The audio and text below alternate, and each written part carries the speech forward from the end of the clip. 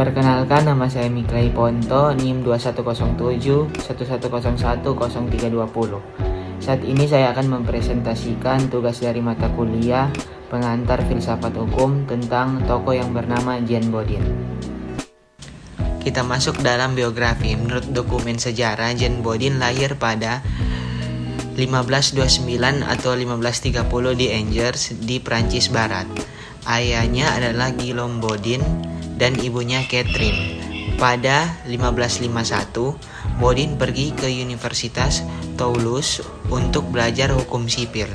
Di universitas itu ia lulus dan tetap sebagai profesor hingga 1561. Kemudian dia meninggalkan pengajaran hukum dan pergi ke Paris.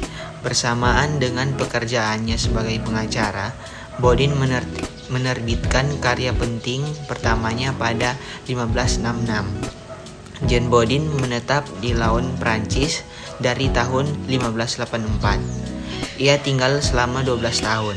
Pada tahun 1596, Jean Bodin meninggal sebagai korban wabah ketika dia masih berpraktik sebagai penuntut. Dia dipecat dengan pemakaman Katolik di gereja Laon di Fransiskan. Selanjutnya kita masuk dalam bentuk-bentuk kedaulatan menurut Jean Bodin. Menurut Jean Bodin ada dua macam jenis kedaulatan, yaitu yang pertama kedaulatan ke dalam. Kedaulatan ke dalam yaitu kekuasaan tertinggi di dalam negara untuk mengatur fungsinya. Pemerintah berhak mengatur segala kepentingan rakyat melalui berbagai lembaga negara dan perangkat lainnya tanpa ada campur tangan negara lain. Selanjutnya, kedaulatan keluar. Kedaulatan keluar yaitu kekuasaan tertinggi di dalam negara untuk mengadakan hubungan dengan negara lain serta mempertahankan wilayah dari berbagai ancaman dari luar. Jadi, dalam bentuk kedaulatan keluar, pemerintah memiliki kekuasaan yang bebas, tidak terikat, dan tidak tunduk kepada kekuatan lain selain ketentuan yang sudah ditetapkan. Selanjutnya, kita masuk dalam sifat-sifat kedaulatan menurut Jean Bodin. Terdapat 4 sifat kedaulatan yang perlu diketahui dan dibahas. Yang pertama, permanen. Hal ini berarti kedaulatan tetap ada sepanjang negara berdiri. Walaupun pemerintah yang memegang kedaulatan atau kekuasaan berganti, tetapi kedaulatan tetap ada. Yang kedua, asli atau absolut. Hal ini berarti bahwa dalam suatu negara tidak ada kekuasaan lain yang lebih tinggi dari kedaulatan. Kedaulatan yang menentukan segala-galanya dalam negara. Ketiga, bulat atau tidak terbagi-bagi. Hal ini berarti hanya ada satu negara meliputi setiap orang dan golongan yang berada dalam negara tanpa ada kecualinya. Kedaulatan itu tidak terbagi. Maksudnya bahwa kedaulatan itu tidak boleh dibagi-bagi kepada beberapa badan tertentu.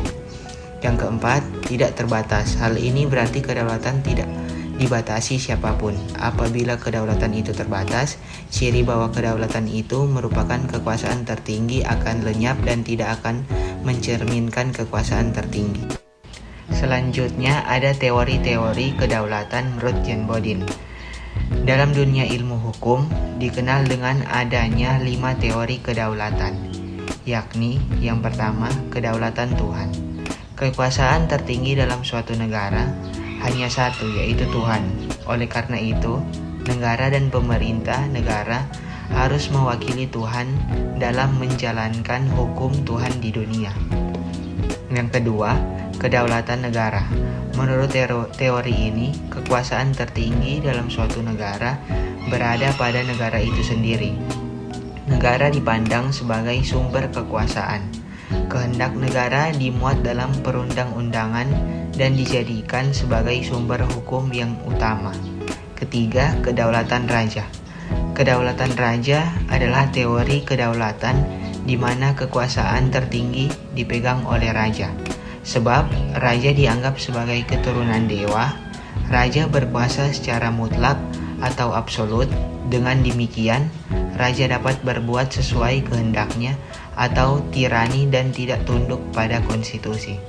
Keempat, kedaulatan hukum. Kedaulatan hukum artinya kekuasaan tertinggi dalam suatu negara adalah hukum.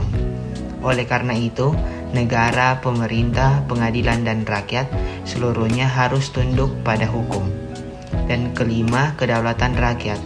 Menurut teori ini, kedaulatan berada di tangan rakyat dan negara menempatkan rakyat pada kedudukan yang tertinggi.